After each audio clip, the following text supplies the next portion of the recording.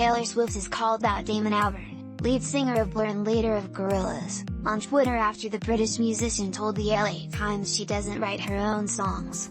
"I was such a big fan of yours until I saw this," the American singer, 32, tweeted at Albarn. "I write all of my own songs. Your hot take is completely false and so damaging. You don't have to like my songs, but it's really fucked up to try and discredit my writing." Wow! Albarn had used Swift, in a promotional interview for a concert in Los Angeles, as an example of modern artists who hide behind sound and attitude. When the interviewer pointed out that Swift writes or co-writes all of her songs, Albarn responded, "That doesn't count. I know what co-writing is. Co-writing is very different to writing. I'm not hating on anybody, I'm just saying there's a big difference between a songwriter and a songwriter who co-writes." He also compared Swift unfavorably to the dark pop phenom Billie Eilish, whom he called exceptional.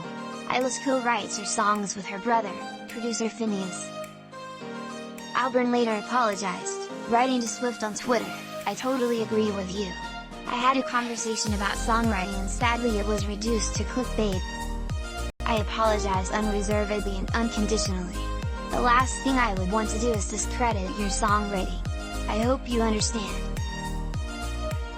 Producer Jack Antonoff, who has worked with Swift since her 2014 album 1989, also weighed in on Twitter on Monday afternoon.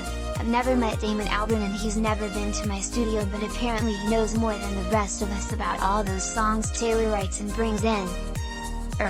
If you were there, cool, go off. If not, maybe. Shut the fuck up," he added in a separate tweet. The National's Aaron Dessner, who has become a frequent Swift collaborator since her 2020 albums Folklore and Evermore, also came to her defense.